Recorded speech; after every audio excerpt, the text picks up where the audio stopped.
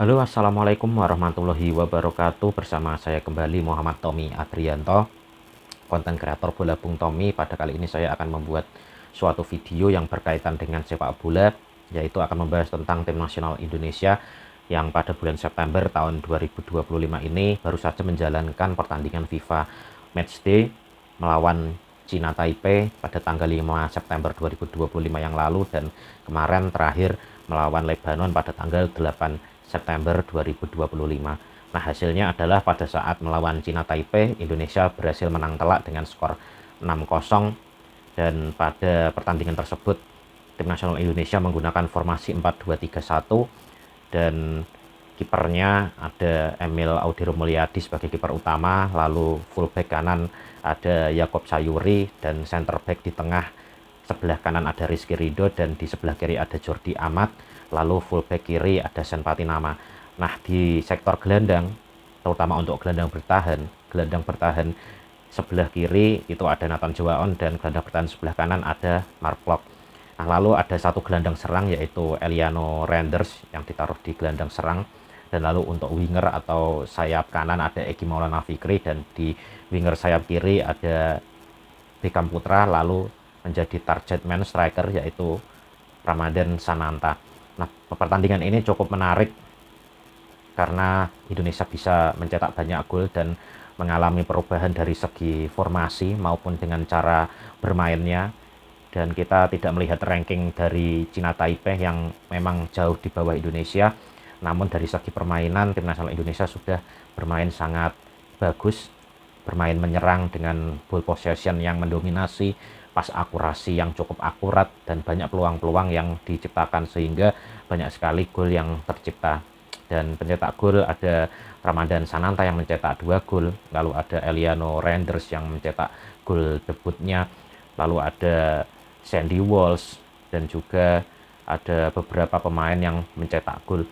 Nah, dari segi permainan sudah cukup bagus dengan pressing-pressing ketat yang dilakukan oleh pemain-pemain Indonesia terhadap lawan, dan tim nasional Indonesia juga bermain sangat percaya diri. Nah, inilah yang menjadi kunci pada saat bertanding melawan Cina Taipei.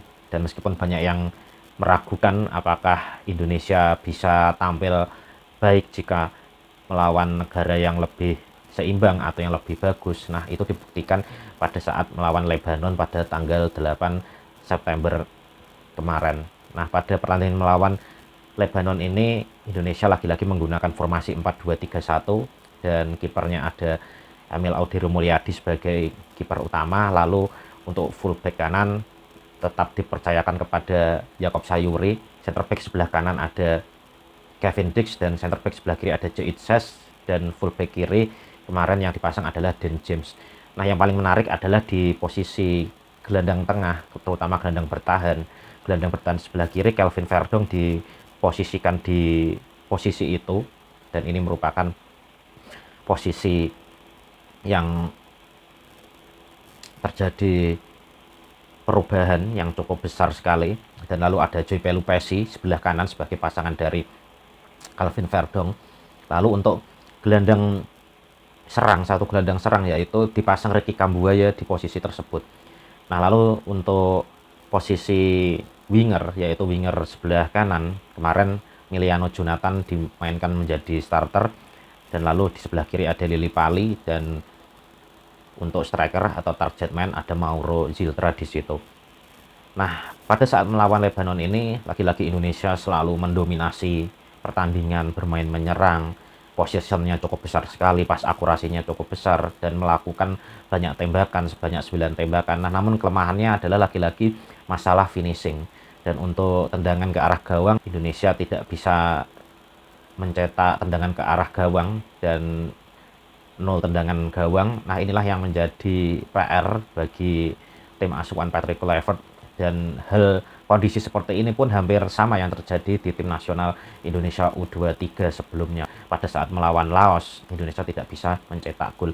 Nah, inilah yang harus diperbaiki nantinya pada saat ronde keempat kualifikasi Piala Dunia pada saat melawan Arab Saudi dan Irak, dan tentunya Arab Saudi dan Irak ini permainannya jauh lebih bagus jika dibandingkan dengan Cina Taipei dan juga Lebanon. Dan kemarin beberapa uji coba pertandingan yang dilakukan oleh Arab Saudi dan juga Irak.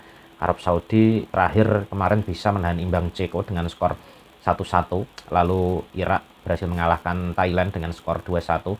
Nah, inilah yang mungkin harus diwaspadai oleh pelatih Patrick Kluivert dan juga jajarannya untuk mengantisipasi dan menganalisis cara-cara yang tepat untuk mengalahkan Irak dan juga Arab Saudi.